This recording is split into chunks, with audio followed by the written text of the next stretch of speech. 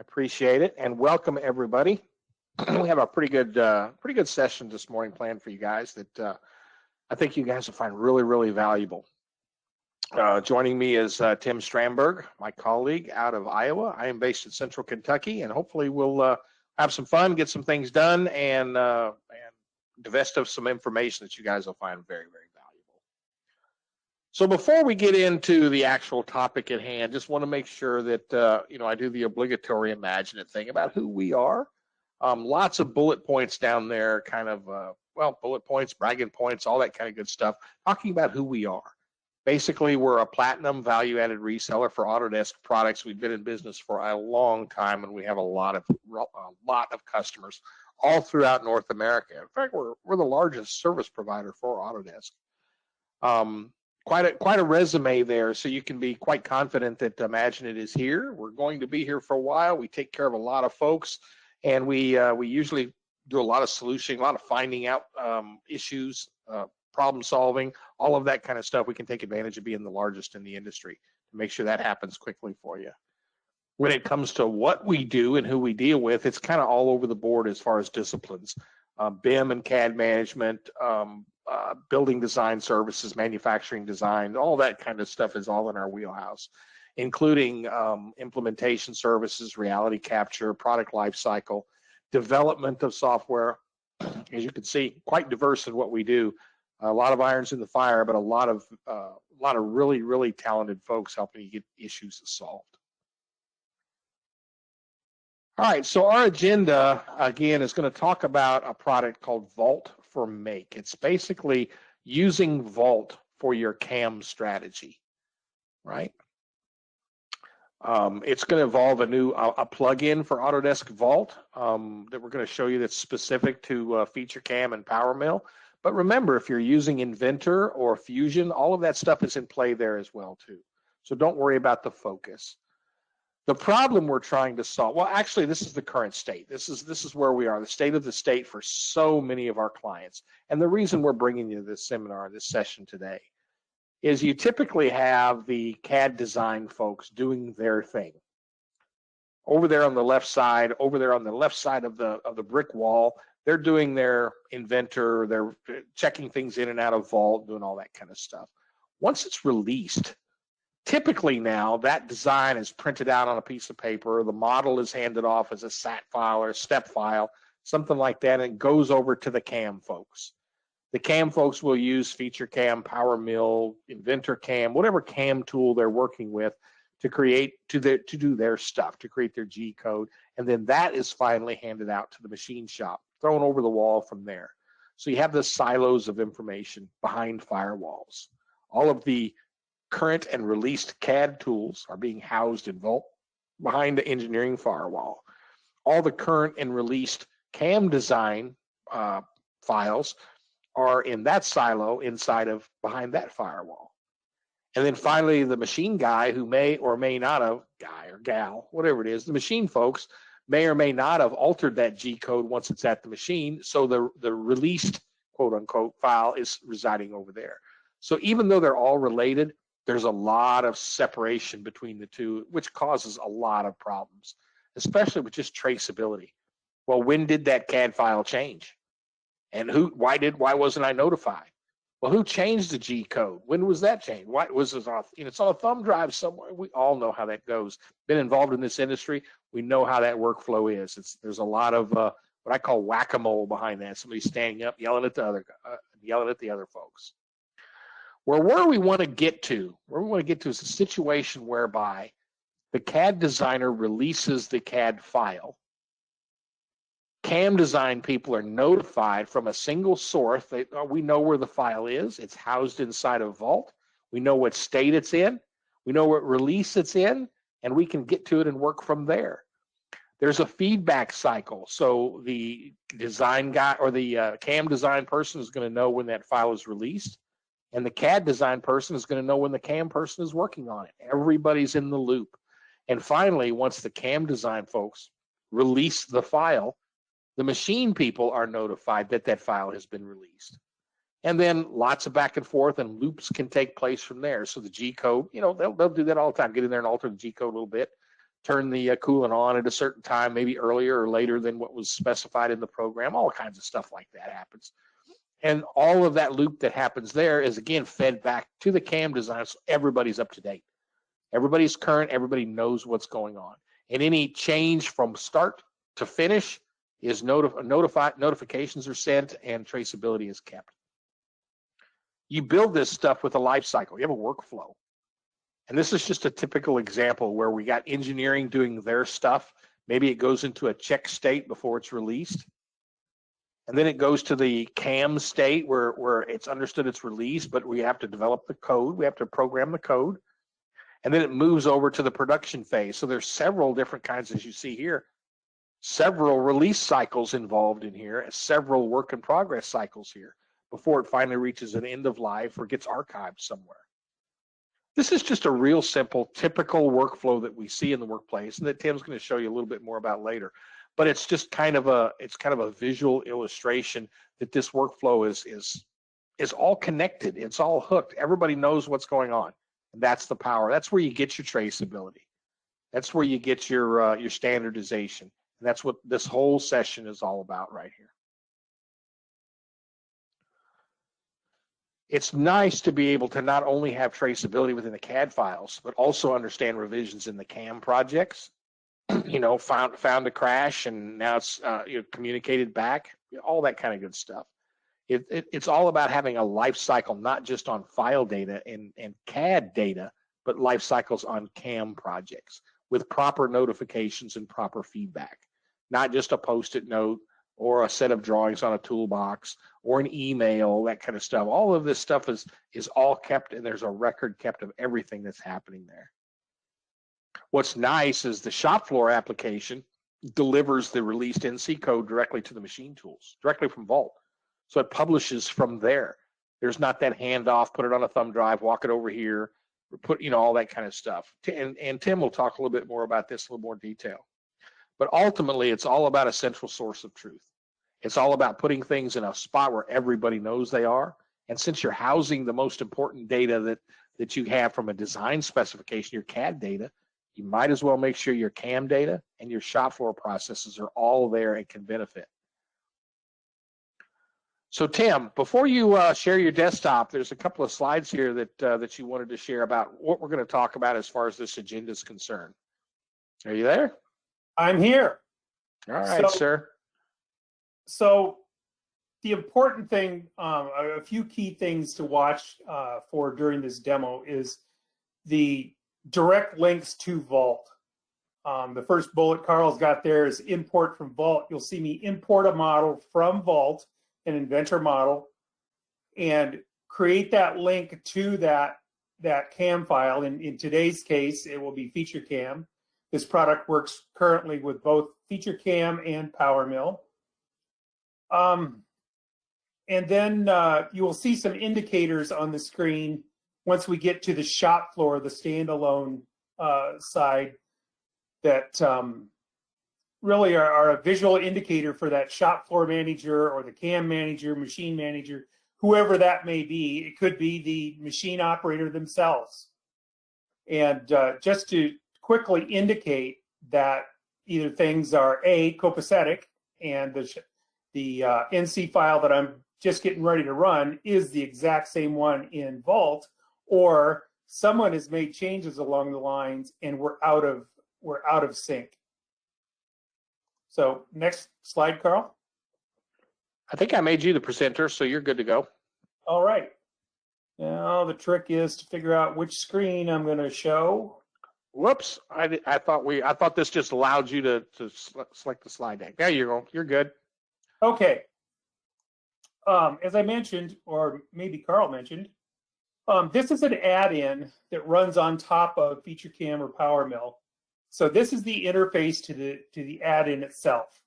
There'll be a little bit more about that at the end of the presentation, but essentially it's just I can't say a third-party add-in because it does come from Autodesk. It's just an add-in similar to Inventor add-ins that you may be familiar with. So here's that connection to Vault, just like we have to log into Vault when we're working in Inventor. We're going to log into our Vault here from Feature Cam. So now here comes that important step. We're going to import from Vault. Get this over here to the side a little bit. So here's my Vault structure. We're going to pull one out of this impeller project. And right away it tells me, we can dismiss that for a second. Right away it tells me you imported a file from Vault. Gives me the path of the local path of the part. Says this file is released at Rev A. What that is really telling us is we're starting to build those links from the CAD file clear through to our NC code.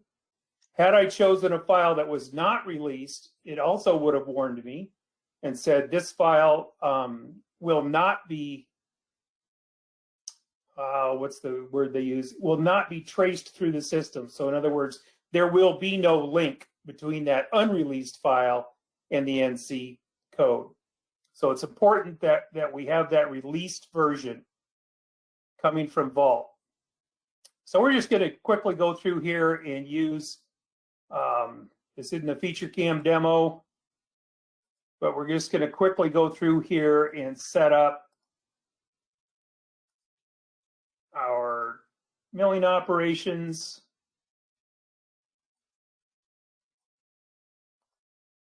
I did want to set this. Move our start point out there. And we're going to let Feature Cam automatically recognize the features.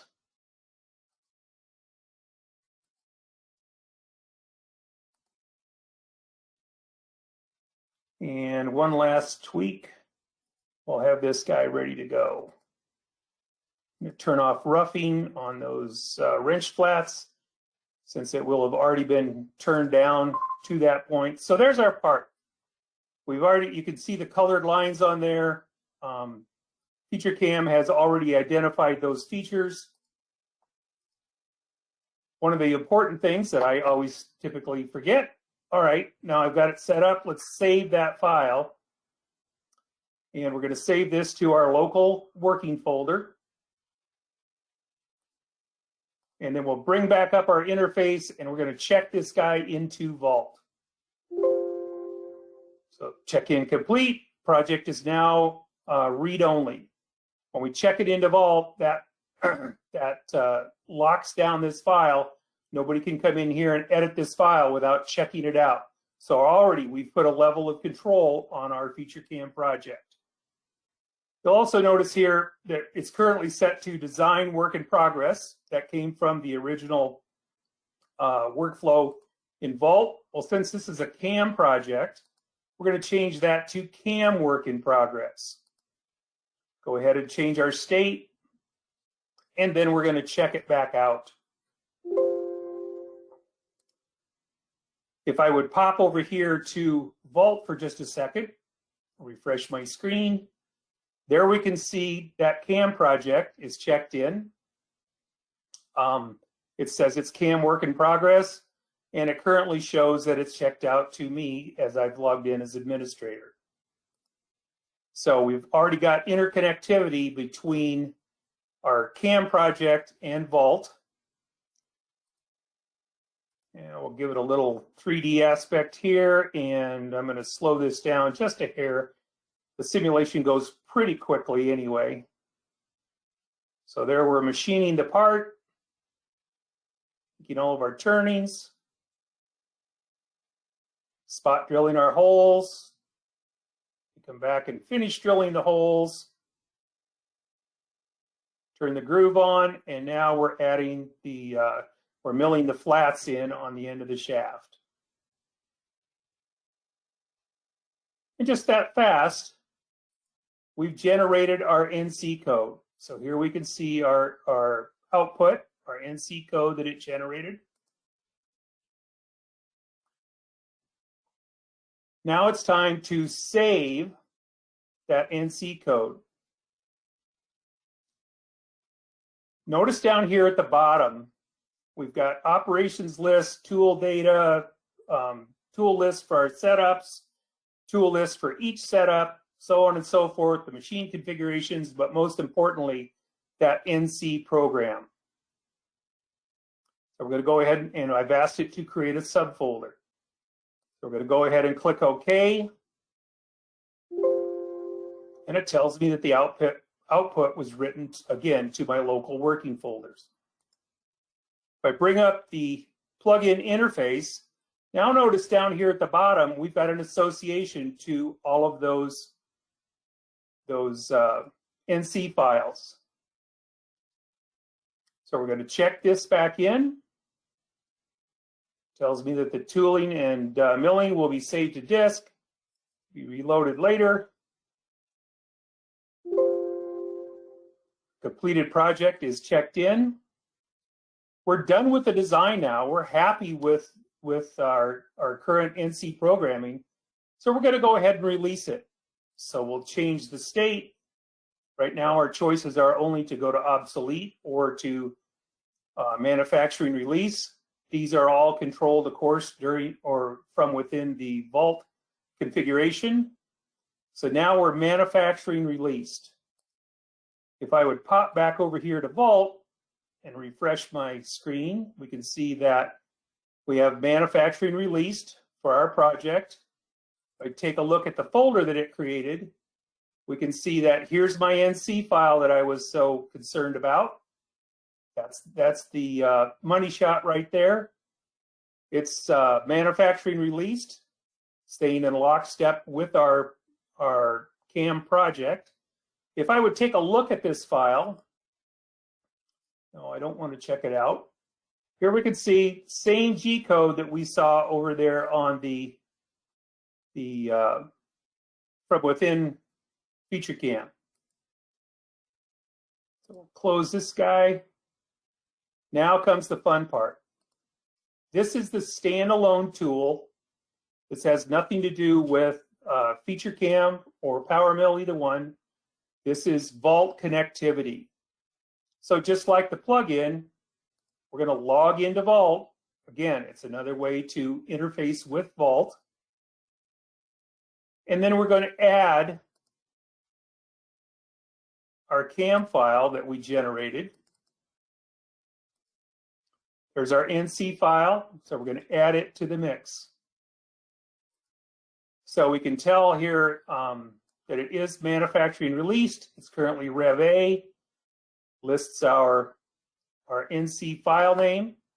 Notice up here, the upper right-hand corner under settings, I've got machine, and currently I've got it set to my Haas machine. I've also got a Mazik, a Tormach, an Xcarve. These can be configured to match any or all of your machines. Currently, this plugin writes to a network folder or to a local folder in my case, but it's meant to write to a network share somewhere that those machines have access to through their interface. Autodesk is currently working on an RS-232 serial port direct connector so that we would be able to send machine code directly to the machine rather than the machine operator having to go out and retrieve that file. So notice, and here's where we're going to see those visual indicators. Here's a icon over here to the far left side representing my G code. With this selected, I'm going to send it to that machine. It says, okay, use copy to that destination. If I go and take a look, here's my machines, here's Haas, and sure enough, there's my NC file. Notice now here, we've got a green check mark on that entry in our standalone tool. Indicates that the file that is in Vault is the same file as the file that we sent to that machine. So let's take a peek at that. Again, here's our G code. And maybe our machine operator likes to alter that G code. Of course, the correct way to do that would be to go through here and edit it. but he's got it in his hot little hands now. Get back to my right. There we go. He's got it in his hands. I'm not going to go through that whole mess of checking it out and making the changes and checking it back in. And I'm just going to make the changes here directly. No one will ever know. I'm going to add a comment up here at the top. And I'll save that file. I'll go ahead and close it. Go back to our Vault for Make. Someone comes along, the CAM manager or machine manager, whomever, hits that refresh button and whoa, hold on. Now we've got a discrepancy. What's in Vault is not what's in the machine or at the machine. So we're going to change the state of this guy, change him back to CAM work in progress. You say, well, now my revisions don't match. Well, really, we've got apples and oranges here. We've got our CAD file, which could be a set of revisions. We've got our CAM file. Our CAM project could be its own revision. And finally here, we've got, changes to our G code, to our NC file that really have nothing to do with how the FeatureCAM project is set up, which has nothing to do with how the model was modeled in Inventor. So they can all each have their own revision scheme going on. So I'm going to read this in from the machine and choose Edit. Oh, see there that Steve added comment. So we're going to change this. Comment from Steve. And we're going to save that change. We'll close out of this file. Jump back over here. We're going to go ahead and check that file in. And then we're going to change its state back to manufacturing released. And finally, we're going to push it to that machine again. And we're back to the fact everybody's happy. We took a look at that file again. Oh, yeah, comment from Steve. So we've got a connection full through the loop there. If we would go back to Vault, refresh our screen here, we can see, yep, now we're Rev B. If we take a look at this, for this version, comment from Steve. So we've got continuity from end to end, front to back, inside and out. Everybody knows what's going on. Now engineering can play nice with the machining folks. And with that, I'll turn it back to you, Carl. Very good, sir.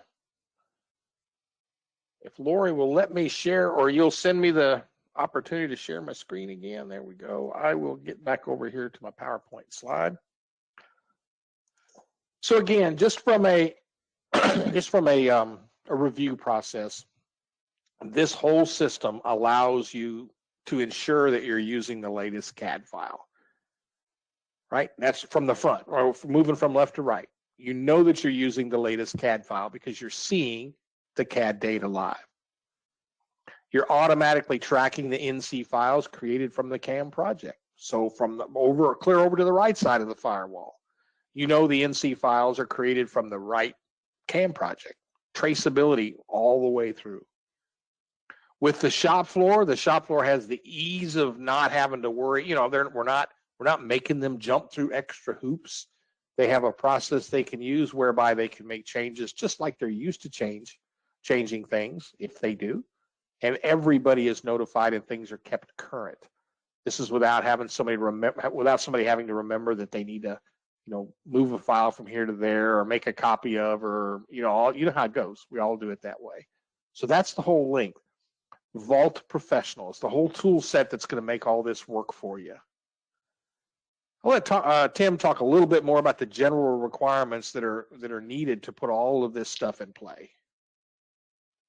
Yeah, so of course we need Vault to make the whole thing happen. We either need Vault Pro or Vault Workgroup. If you've got either version of that, you're good to go. If you don't have Vault Pro or Workgroup, then we'll need to get that in your hands or upgrade you from Vault Basic, whatever the case may be. So you'll have software licensing, we've got the implementation and configuration and training and support. As I mentioned, this plugin currently supports FeatureCam and or PowerMill. So of course you would need one of those software applications. And here's the secret sauce. If you've got all of the above, Autodesk Vault for Make is free. It's an entitlement with your Vault Pro subscription. And it's just yours to use. So the most we've got with that down at the bottom is, again, we need to install it, train your users in the proper use, and that whole process is going to take probably 1 to 3 days, assuming you've already got Vault up and running. The actual time is going to depend, of course, on how many users you have and that type of thing. So next, Carl.